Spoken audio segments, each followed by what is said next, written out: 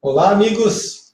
Sejam bem-vindos a mais uma edição do programa O Ponto da Política, programa sempre ao vivo e na quinta-feira retransmitido pela Rádio Comunitária FM Nova Pinhais. E, é claro, além de todas as informações e notícias da política, como você já sabe, os comentários e as análises são do cientista político e blogueiro aqui de Pinhais, Chicão Flório. Tudo bem, Chicão? Tudo bem, Fábio Cristiano. Estamos aí para mais um programa O Ponto da Política, para levar as informações para os nossos leitores, aqueles que acompanham tanto o teu blog, né, o blog FC, blog do Fábio Cristiano, o blog do Chicão Sumavila e o Ponto da Política. É isso aí. Um abraço a todos vocês aí e vamos lá. O Joselito Sérgio Ferreira entrou, a Nice Bruno, um abraço para a Nice. Vamos dando sequência ao nosso programa. Hoje, quarta-feira, dia 30 de agosto, está no ar mais uma edição do programa O Ponto da Política, ao vivo pelo Facebook e retransmitido pela Rádio Comunitária FM Nova Pinhais. Veja os destaques da edição desta quarta-feira. O Brasil pode ter mais uma sigla partidária. Partido da Favela pede registro ao Tribunal Superior Eleitoral. Ratinho Júnior deixa a Secretaria de Desenvolvimento Urbano e na segunda-feira volta para a Assembleia Legislativa. Essas notícias e todas as análises você acompanha agora em mais uma edição do programa O Ponto da Política. Antes de começarmos a trazer as primeiras informações, tem bastante amigos já participando, Chico, vai dando uma. Tem ali, ó, o Pedro Sirineu, um abraço, obrigado pelos parabéns aí. De José Mendes dos Santos, um grande abraço. E também tem um destaque, né, sobre a saída, a possibilidade da saída do prefeito Josimar de Piraquara, do vice-prefeito, e que estaria saindo do PSD, né? Esse destaque aí que nós vamos comentar também hoje aí. Falando em saídas, falamos da saída do secretário Ratinho Júnior. Foi confirmado hoje que o secretário de Desenvolvimento Urbano, Ratinho Júnior, sairá da pasta. Ratinho é deputado estadual, estava afastado da Assembleia Legislativa desde o início do mandato, em 2015. Ele volta a ocupar a cadeira na Assembleia pelo partido dele, o PSD. Aliás, na segunda-feira, o ex-secretário fala à imprensa sobre a sua saída do governo, a saída do governo Richa, e também sobre a sua futura campanha eleitoral para o governo do Estado. Aliás, Chicão, o prazo, se não me engano, seria março do ano que vem. Sim. Você acredita por que tanta antecedência já sair e entregar o cargo de secretário? Pois é, veja, se você for analisar, final de ano já estamos aí, chegando em setembro, logo vem novembro, dezembro aí, o recesso parlamentar, voltam aí em fevereiro, março, depois do carnaval, sei lá. E evidentemente que o Ratinho, ele faz uma jogada de marketing mesmo, e também de interesse em aglutinar forças dentro da Assembleia Legislativa. Porque se ele vai sair em março, ele vai teria pouco tempo, caso ele venha a sair realmente candidato a governador, pode sair a senador, né? Mas para qualquer que for a eleição que ele vá, né, majoritária, ele tende, dentro da Assembleia, a aglutinar forças, trabalhar mais a política, né? E teria mais tempo também para rodar os municípios, que também teria na secretaria, mas como deputado, ele pode ficar mais exposto também à mídia, pode ter mais tempo, enfim.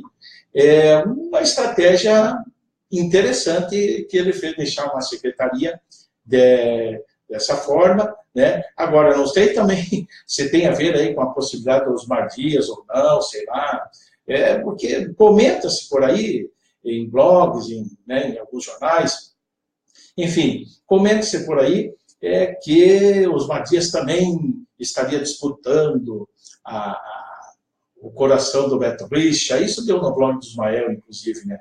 Então, sei lá, tem os interesses aí. Tão cedo assim ele saindo, evidentemente que é uma saída estratégica. Exatamente. E falando ainda sobre o Ratinho Júnior, uma questão que vem sendo comentada nos bastidores da política é a possibilidade dele mudar o nome político. Ele deve usar na sua campanha do ano que vem o seu nome de batismo, que é o Carlos Massa. Ratinho chegou a se eleger pela primeira vez em 2002 e usou o nome Ratinho Júnior para se associar ao pai, o apresentador Ratinho do SBT. Apesar da popularidade, o nome Ratinho, politicamente, não é um ponto que agrega. E os marqueteiros estão estudando esta questão com o pré-candidato ao governo do Estado. Aliás, Chicão, depois de praticamente, vamos dizer, 2002 para 2015 anos, você acha válida essa mudança de nome do Ratinho para as eleições do ano que vem? Ó, evidentemente, deixa eu dar um abraço antes aí para a Dulcineia Nascimento, a Tânia Pastorello, Valério Cardenassi, a Nani Marques. Como deputado, ele fica livre para correr ao Paraná. Na secretaria não pode fazer isso. É isso aí, Nani Marques. Um grande abraço para você aí. Prazer tê-la aqui conosco. Como deputado, ele fica livre. A Nani Marques já falou ali. O João Eduardo Vieira entrou. Um grande abraço. Paula Somavila Gomes de Araújo. Minha sobrinha. Um abraço de Marnils de Foz do Iguaçu. Maria Helena. Um grande abraço para vocês aí. Pois é. Essa mudança de nome também é uma mudança estratégica, né? O Ratinho Júnior, Carlos Massa, o pai é conhecido como Ratinho também, o Carlos Massa. E, sei lá, talvez os marqueteiros acharem que seja melhor essa mudança, enquanto dá esse muda, não muda, ele fica na mídia. É inteligente, os marqueteiros do Ratinho são inteligentes. Porque, o Ratinho muda, não é Ratinho, não é Carlos Massa, ele fica na mídia, né? Nesse ponto aí tem que dar um positivo aí para os marqueteiros do Ratinho. Mas esse nome, Ratinho, politicamente, realmente não agrega nada. Só foi uma estratégia de se eleger e depois... Não, usou o nome, claro, tinha, mas agora é um outro momento. Entendeu? É um outro momento. É um momento agora de deixar ele na mídia. Deixar mais ele, em todo quanto é lugar, no meio da população, isso aí vai, mudou de nome, não mudou, a mesma coisa que futebol, foi gol, não foi gol, não foi, e o assunto fica, né? Dá ibope, dá público, né? E o Ratinho, nessa aí, ele marcou um gol de placa. Falando também em mudanças de saídas de partido, o vice-prefeito de Piraquara, o professor Josimar, saiu do PSD, aliás, do partido do Ratinho Júnior. Chicão, você agora há pouco, no final da tarde, fez uma publicação, fez uma postagem sobre esse assunto. Que informações adicionais você tem sobre essa questão? Olha, o professor Josimar, vice-prefeito de Piraquara, ele foi pro PSD, enfim, né? E acabou saindo vice do professor Marquinhos, lá de Piraquara. Mas, como a política, a dinâmica da política é bastante rápida, às vezes difícil de compreender, né? Ele tem a intenção de sair candidato, né? Provavelmente tem a intenção de sair candidato, não posso dizer que tem, provavelmente tem a intenção de ser candidato a prefeito de Piraquara, acredito que tenha vontade, e ele viu que o Ratinho Júnior foi para o PSD, está lá no PSD, está levando o secretário de obras. Especula-se que esteja levando o secretário de obras lá, o Girley. Então, o Josimar, provavelmente não vendo muito espaço futuro dentro do partido, saiu. Está saindo, pretende sair, tá? Né? Do PSD. Mas o mais interessante é que o próprio Josimar, o professor Josimar, levou o prefeito Marquinhos para o PSD. E agora sai e deixa o prefeito Marquinhos lá, que tem gente, inclusive, conversei com algumas pessoas, acham que foi precipitada a saída dele do PDT para ir para o PSD. Acham que foi precipitada, porque, né, Osmar Dias, o cara que deu a maior força, eu participei disso, deu maior força para o professor Marquinhos para entrar no PDT, quando ele saiu do PPS, que era o prefeito Gabão, ele saiu do PPS, e como ele perderia o cargo como vereador, como perdeu daí, né, porque saiu, enfim, né, daí foi negociada uma certa garantia, né, isso não queria dizer, vai ser você, mas foi negociado para que ele pudesse pegar o partido e fosse o candidato do PDT na época. Isso houve uma força muito grande dos Osmar Dias. Eu participei junto lá, negociando junto com a Maria Paulino, na época. E uma questão dessa mudança, por ele trocar de partido, ele não, o antigo partido não pode exigir? Não, para o cargo executivo, para senador, prefeito, cargos majoritários não existe essa fidelidade. Né? Então vamos lá, vamos ver o que. E a briga aí que está se delineando, que está se aparecendo, é uma briga pela candidatura a prefeito já em 2020 entre o Gilei e o Josimar. Parece que são esses os nomes principais hoje em Piraquara. Antes de trazermos mais informações, mais notícias, vamos registrar a participação de alguns amigos aqui? Opa, vamos lá. Para cima ali tem mais ali. Tá para baixo um pouquinho, para baixo. Aqui, a Bruna Fernandes? Não, tem mais ali, ó. Ali, tem ali, ó, quer ver, ó. A Paula Ademarios, Maria, o Antônio Florencio, gaiteiro Antônio Florencio, grande abraço para você, Cecília Arandarim, a Lívia vem vindo aí, hein?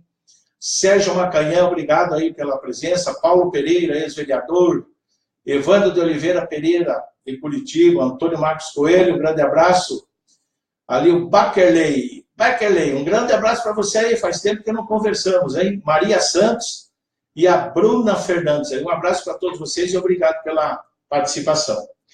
Façam perguntas se assim desejarem, ok? Dando sequência ao nosso programa, falando que nesta quarta-feira, dia 30 de agosto, completa 29 anos da manifestação de professores do Estado que entrou para a história do Paraná por causa da violência. O episódio aconteceu em 30 de agosto de 1988, na Praça Nossa Senhora de Salé, no Centro Cívico. Os policiais militares avançaram com cavalos, cães e bombas de efeito moral contra uma multidão de professores que protestavam por melhorias de salário e condições de trabalho. Na época, o governador do Paraná era Álvaro Dias, hoje atual senador do Estado. A repressão deixou 10 pessoas feridas e resultou na prisão de 5 manifestantes. E hoje, cerca de 5 mil pessoas, 5 mil educadores públicos, se reuniram em Curitiba para participar de um ato da APP Sindicato, que é a entidade que defende os educadores aqui no Paraná. É uma data histórica, Chicão, esses 29 anos, até acabou se tornando muito triste, né? Se tornou um episódio menor do que aconteceu no dia 29 de abril, de 2015, que teve muito mais pessoas feridas, foi muito mais grave. Essas manifestações, essas violências aí, contra os professores são lamentáveis. Essa do Álvaro Dias, em 1988, ele estava no PMDB. Né? Álvaro Dias já passou pelo PDT, passou pelo PTC, passou pelo PP, salvo engano meu, né? Voltou para o PSDB e hoje está no Podemos, veio para o PV e hoje está no Podemos. Mas lamentável mesmo, e são datas que dificilmente os trabalhadores deste setor esquecem, dificilmente, porque tem o sindicato, tem os professores, tem aqueles que sofreram essas violências, né? Mas vamos torcer para que isso não aconteça mais no estado do Paraná, no Brasil, enfim, que as coisas aconteçam no diálogo, na conversa, né? No tete-a-tete, com respeito à lei, com respeito às colocações. Nós temos, todos nós, governantes e a população, nós temos que aprender a ouvir os outros também. E os governantes também têm que aprender a ouvir, e os manifestantes, aqueles que estão descontentes, também nós temos que tentar esse diálogo. Evidentemente, é claro, e não vou ser tão ingênuo a ponto de dizer que, às vezes, quando o diálogo cansa, não dá, realmente eu não estou fazendo aqui uma apologia à violência, mas daí parte-se para a violência, e é muito, muito ruim isso, para ambas as partes, mas principalmente para quem apanha. Mais 2 amigos nossos participando, o Ari Lima, um grande abraço. O Antônio Vitorino de Lima, Foz do Iguaçu, o Arizinho também aí, Sônia Regina de Oliveira, um abraço também para vocês, obrigado aí pela presença. A Marisa Santos também, um grande abraço, Marisa. Trazendo mais informações, falando da política nacional, o ex-presidente Lula está fazendo uma jornada pelo Nordeste do Brasil. Ele começou pela cidade de Salvador na semana passada, e esse projeto percorrerá 25 cidades em 20 dias. E essa semana ele já esteve em cidades da Paraíba, Rio Grande do Norte, e hoje visitou alguns municípios do Ceará. Aliás, Chicão, o PT tem 2 candidatos, né? É cotado 2 candidatos, o Lula e o Haddad. Portanto, a gente sabe que realmente quem tem condições de fazer o PT voltar ao governo é o Lula. Vamos dar um abraço aí para a Sônia Regina de Oliveira, né? E a Ligiane Dias Lima. Um abraço para vocês aí, tá ok? Olha, é o tal negócio. O presidente Lula está na iminência aí de ser condenado pela 4ª região aí do Tribunal Regional Federal. E é evidentemente que ele sai para o Nordeste, né, começa lá no Nordeste, vai estar aqui em Curitiba, se eu não me engano, dia 12 ou 13, alguma coisa assim, né, vai estar aqui em Curitiba. Mas o presidente Lula está fazendo a política, está fazendo aquilo que lhe cabe, aquilo que ele tem como uma arma para se defender. Realmente se tem culpa ou se não tem, do que está sendo acusado, mas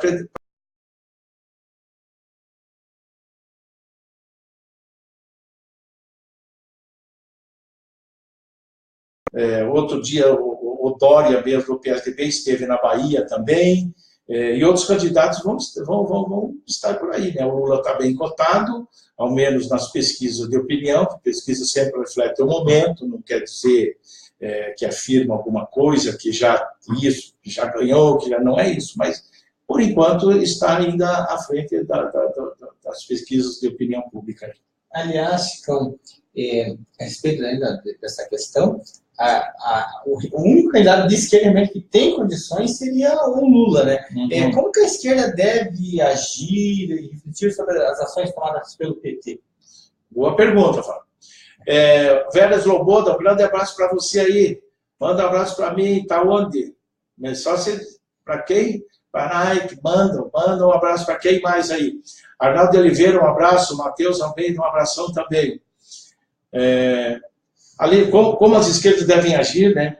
Olha, eu penso assim, evidentemente que as esquerdas no Brasil, infelizmente, a esquerda, politicamente falando, não se une como precisa. A direita, felizmente, se une como precisa, quando precisa, né?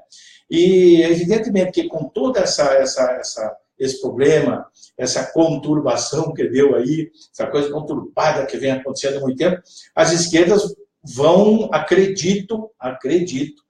penso que elas vão refletir melhor sobre o posicionamento delas e vão fazer para responder a tua pergunta, uma reflexão sobre as ações do PT, que o PT é o maior partido de esquerda da América Latina.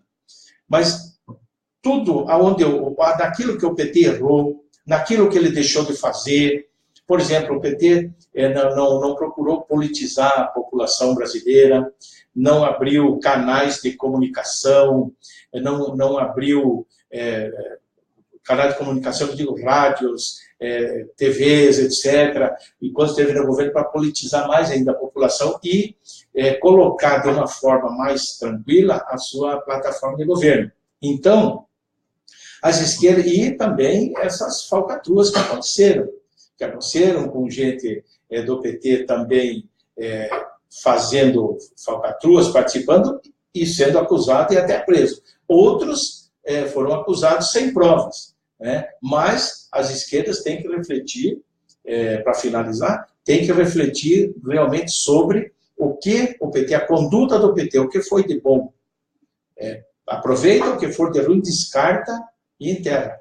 E já que você falou essa questão de descartar, a gente sabe que, devido aos escândalos, a gente vive uma grave crise política. Como que você vê a questão dos partidos? Como eles estão analisando o eleitor, as pessoas, que devido a todos esses escândalos aqui?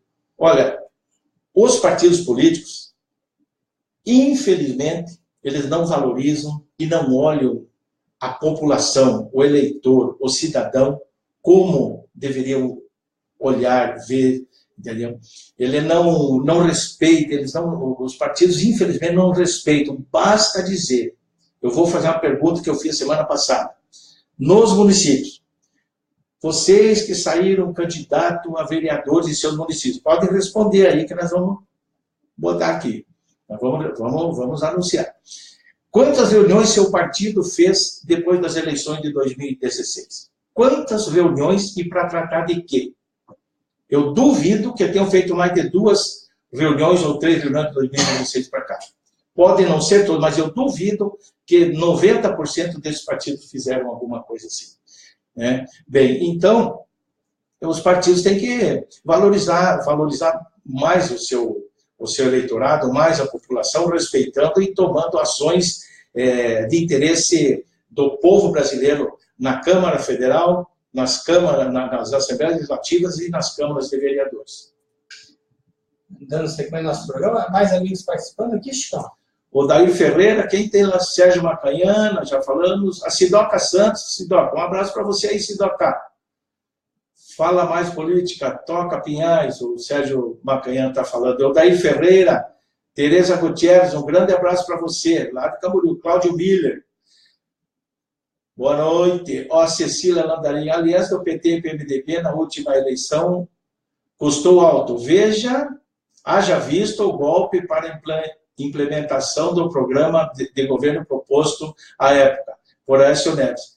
Tendo isso em vista, o que ela diz ali, as alianças que Lula já tem sinalizado não recaem sobre o mesmo erro? Olha, é uma boa pergunta que a Cecília está fazendo. Evidentemente que há setores dentro do PT que estão criticando certos, como é o Pernambuco, o Monteiro, que o Lula estaria se aproximando, estaria com intenção de apoiá-lo para governo do Estado, enfim.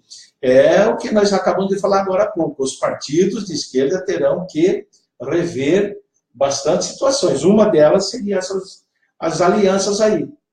Né? Aliás, até o Arizinho deixou uma mensagem ali a respeito dessa... Né, olha, dos partidos. O Arizinho Lima falou, PDT de Pinhais não fez nenhuma reunião até o momento. Aí começa por aí, o partido da vice-prefeita. Não, da prefeita. Da prefeita, não, vice-prefeita anterior, tá certo. É a prefeita, não fez ainda. Vamos lá, PDT, vamos fazer reunião aí, presidente da Câmara, reunião aí para o pessoal, tem que fazer reunião política, né, para discutir assuntos, discutir o município, discutir o Estado. Vocês têm que promover, todos os partidos, não estou falando só do PT, tem que promover cursos de preparação política, de discussão de políticas públicas dentro dos seus partidos. Não é só pegar a agenda aqui, a ata, pôr embaixo do braço, em época de eleição, turma, vamos aqui, vamos se reunir. Não é por aí. Política não é assim. Isso é politicagem. Falando em partido, falando num novo partido do Brasil. Foi registrado hoje no Tribunal Superior Eleitoral um novo partido político, o Frente Favela Brasil. A nova legenda brasileira quer eleger diretamente parlamentares negros e moradores das periferias. O partido pretende angariar votos entre os mais de 112 milhões de habitantes das favelas do país. A Frente Favela Brasil foi criada há um ano em um evento no Rio de Janeiro, na primeira favela, a Providência, e após um trabalho todo realizado pelos filiados, eles obtiveram hoje o registro no TSE. O partido agora se junta a mais 56 agremiações que tentam obter as 489 mil assinaturas de apoio, o que é o número necessário para que uma nova legenda possa concorrer às eleições. Aliás, mais um partido, você acha que vem para somar, para ser mais um número? Como que podemos avaliar esse novo partido? Olha só. Até me chamou a atenção o nome, foi bem sugestivo. Deixa eu responder aqui a Cecília Landarim, e mais uma pergunta. Quem seria, na sua opinião, o representante da esquerda por enquanto como opção, senão Lula?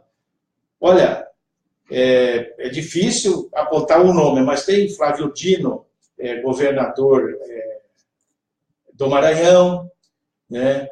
Tem o Haddad, tem o Ciro Gomes, nomes de esquerda, né? Nome de esquerda, o Ciro Gomes, e tem também o Molon, que é da Rede. Né? Essas pessoas vão se preparando aí, vamos ver o que dá mais. Nomes fortes mesmo seria, digamos assim, com maior presença no cenário político, o Haddad e Ciro Gomes no momento. Né? E o Renato Damião também entrou lá de Irati. Um grande abraço para você aí, Renato. Bem, sobre esse novo partido, o partido da Frente Favela, olha, é interessante, muito interessante, e eu acho necessário. Sabe por quê? Por que existe favela? Porque existem excluídos, né? Os excluídos.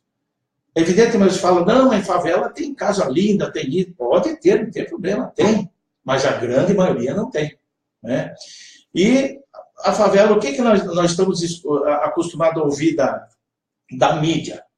É bandido, assaltou, roubou, tiroteio, APP se instalando, polícia atacando, e por outro lado, a mídia dá muito em cima, e não estou aqui defendendo nem um lado e nem outro, já vou adiantando, a mídia dá muita ênfase quando mata algum bandido, tiroteio, morre alguém. Agora, quando morre um policial, olha, dificilmente fala-se tanto quanto.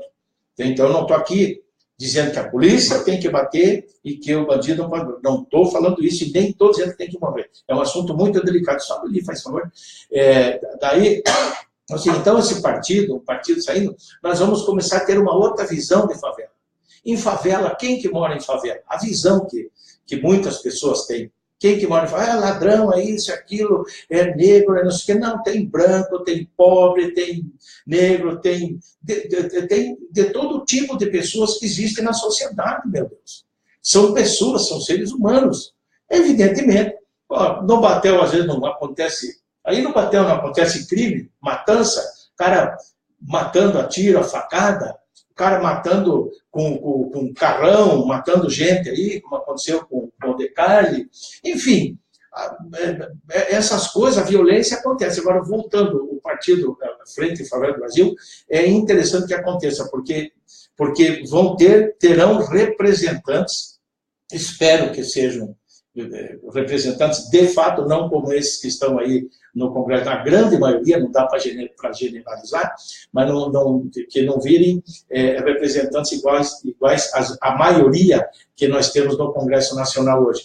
A favela, o Partido das Favelas, enfim, existindo, o povo vai ter uma representação e vamos ver qual que é o plano de ação desse partido. É muito interessante, eu vou procurar pesquisar o plano de governo, ou plano nacional que tem, porque os partidos aí dificilmente apresentam um plano nacional para o Brasil, dificilmente. É um plano politiqueiro, um plano de eleição genérico, um plano nacional. Tomara que esse partido Frente Favela Brasil apresente um plano nacional diferente do que alguns que nós temos visto aí, com raríssimas exceções. Antes, trazemos mais notícias, mais informações, como sempre, registrar a participação dos nossos amigos aqui. Marcelo Souza, um abraço aí, Marcelo. E o Michael Alessandro e Larissa Leodoro, um abraço aí para vocês. Felipe Almeida e o Kzik. E o Zik entrou. Um grande abraço para você, Zik. E dando sequência ao nosso programa, trazendo as informações de Brasília, falando sobre a Câmara Federal, a proposta de mudança no sistema eleitoral, de criação de um fundo público para financiar campanhas eleitorais, corre o risco de não ser votado na Câmara. Mesmo depois de várias reuniões, os líderes dos partidos não entraram em consenso sobre nenhuma das propostas de reformas políticas que tramitam na Casa. Estão sob análise dos deputados duas PECs que podem alterar as regras eleitorais já para as eleições do ano que vem.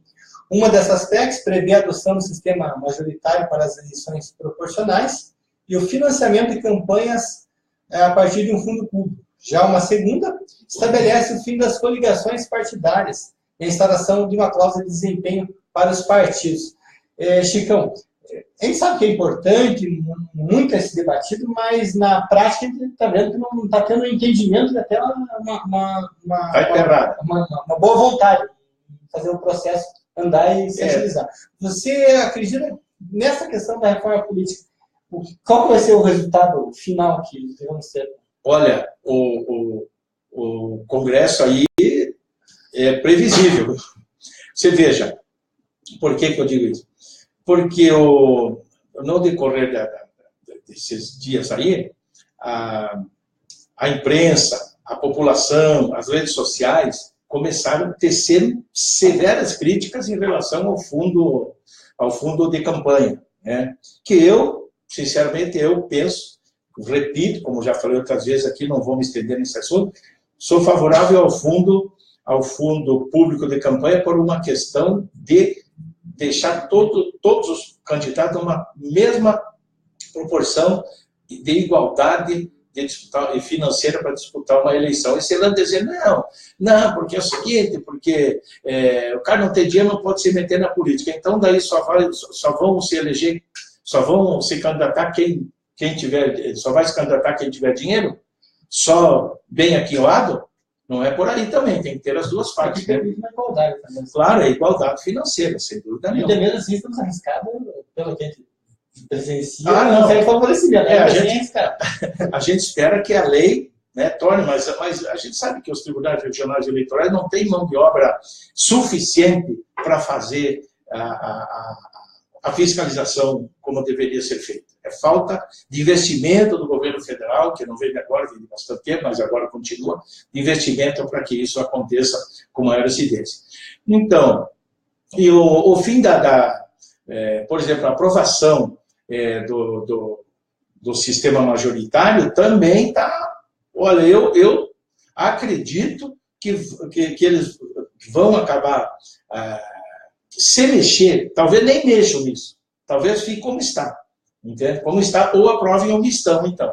Mas eu acredito que possa ficar nas eleições proporcionais mesmo, ou então, evidentemente, o misto, né? Porque eles estão, como a Câmara, os deputados estão recebendo críticas enormes, que é um sistema antidemocrático. O distritão favorece quem está no poder e quem tem dinheiro bastante.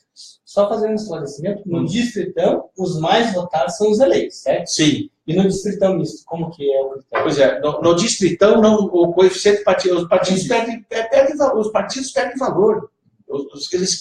A impressão que dá é que querem desmantelar os partidos. Os partidos, a ciência política diz, os partidos são os pilares da democracia, né?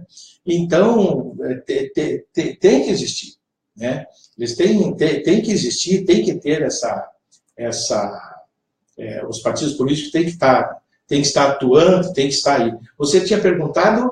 A explicação para o distritão misto. Ah, distritão misto, tá, perdão. O distritão misto. O distritão misto seria uma espécie, que eu não concordo, mas é melhor que o distritão aí. Seria o distrital misto. Comparativamente. O distritão é esse que nós falamos agora. O distrital misto seria 50% se elegeriam os mais votados e 50% pela proporcional. Mas eu repito, e vou sempre repetir, o melhor sistema seria distrital misto com lista flexível. O que seria lista flexível? Você, o eleitor, como nós já falamos, somos os donos do nosso voto. Pô, eu vou votar nesse partido tal. Aqui vou eleger, quero fulano ali. Vou votar na lista do partido tal. Mas eu quero o candidato que está lá em 20º, em 15º lugar, eu quero votar nesse cara. E você dá o voto para ele, ele sobe. E esse seria o distrital misto com lista flexível. Seria o mais democrático, na minha opinião. E dessas duas PECs, você acredita que devem ser votados ou ainda olha, risco de... Eu não sei. Eu sinceramente, olha, é muito arriscado você emitir uma opinião, mas espero que não aprove o distritão. Trazendo mais, antes de trazermos, como sempre, a gente sempre registra a participação dos nossos amigos aqui pelo Facebook. Só lembrando a todos que o programa é ao vivo pelo Facebook e na quinta-feira é retransmitido pela Rádio Comunitária FM Nova Pinhais. Lá com o Aloysio, Cabeça Branca, né? A partir das 11h30 da manhã. Você pode ver pelo rádio ou pela internet no site fmnovapinhais.com. Legal. Então, vamos lá, o Rodrigo Ratman, a Maria Erzing entrou, dá um abraço pro bebê aí, o Bruno Gotardi, o César Luiz Augusto Oliveira, aí o bebê, um grande abraço, Rosalina Guterville, um grande abraço, Ana Adélia, um grande abraço, Vilma Demore, Vilma, quanto tempo, hein? Um grande abraço para você. Rosalina Guterville, abraço, meninos, e viva o time! Como é que foi teu time, hein, Rosalina? Trazendo as últimas informações do programa de hoje, falando de uma pesquisa. Segundo um estudo do Instituto de Pesquisas Econômicas Aplicadas, o IPEA, em 2015, o Brasil parou de melhorar em algumas conquistas sociais, o chamado Índice de Vulnerabilidade Social, o IVS, que registrou leve alta naquele ano, na comparação com 2014. Apesar da alta, o país continua na faixa de vulnerabilidade baixa. O IVS é calculado a partir do comportamento de 16 variáveis classificadas em 3 categorias: infraestrutura urbana, capital humano e renda de trabalho. A variação coincide justamente com o período do início da recessão econômica no país. Pois é, você veja só, coincide, né?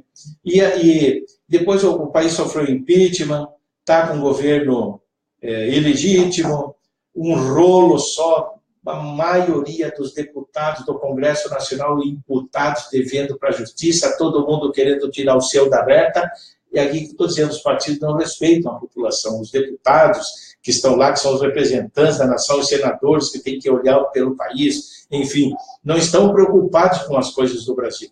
Veja o Temer baixando, fazendo, falando o que quer, está agora lá na China, foi lá para fazer o quê? Então foi passear, foi dar uma passeada lá, tomar sei lá o quê, comer sei lá o quê, foi passear, não foi atrás de melhorias para o Brasil, não. Agora, essa recessão, evidentemente, ela prejudica uma população, mas um mau governo prejudica mais ainda, né? Mais ainda, porque acaba com projetos sociais. Projetos sociais, o que é projeto social? É ajuda aos menos favorecidos. Essa ajuda, às vezes tem comerciante, pode ser que tem comerciante, não são todos, que reclamam, dizem, não, dá dinheiro para vagabundo. Não é isso. O dinheiro que esse cidadão está pegando, ele vai lá comprar, ele vai gastar, ele vai gerar movimento, ele vai trazer dinheiro para o comércio. Entende? Ou um material de construção, ou um supermercado, ou uma farmácia, ou até um bar. Entende? Isso não quer dizer que o cidadão vai lá e vai tomar tudo. Não podemos generalizar dessa forma. Entende?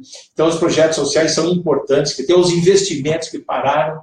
E não estou aqui dizendo, por causa da Lava Jato, mas pararam, os investimentos pararam. Então, uma recessão danada aí que estavam nesses últimos dias, mas o governo vem toda semana, ou quase todo dia, falando a mesma coisa, não, vai melhorar. O ministro da Fazenda lá, né, o Henrique, não, que vai melhorar, que vai ficar bom, mas mas nunca fica. Nunca fica. Melhor dizendo, você não vê um avanço na mesma proporção que o governo anuncia. Então, esperamos aí que as coisas melhorem aí no nosso país, né? Antes de encerrarmos o nosso programa, tem uns últimos amigos participando aqui, curtindo. A Juliana Heleno. A Rosalina Guterville, lá, o que ela falou? Eu quero fazer questão dele. O meu Verdão perdeu de novo, Chicão. Juliana Heleno, um grande abraço para você. Conrado Selema, grande abraço, Conrado. Ricardo Gomes está sempre nos acompanhando. A Viva um abraço para o Chicão e para o Fabinho aqui. Um grande abraço para vocês. Obrigado aí pela participação. Bom, estamos chegando ao final de mais uma edição do nosso programa. Deixa eu se despedir. Legal. Eu deixo aqui um abraço para todos vocês que participaram, aqueles que vão assistir o programa futuramente, que nós vamos postar também no YouTube e no blog, né? E deixar aí um convite, para quarta-feira que vem, às 19 horas, estaremos aqui novamente. Um grande abraço e até a próxima. Mais uma vez, agradecendo a todos pela companhia, também pela audiência. Encontro marcado quarta-feira que vem, a partir das 19 horas, ao vivo pelo Facebook, mais uma edição do programa O Ponto da Política. Obrigado pela companhia e até quarta-feira que vem com mais um programa.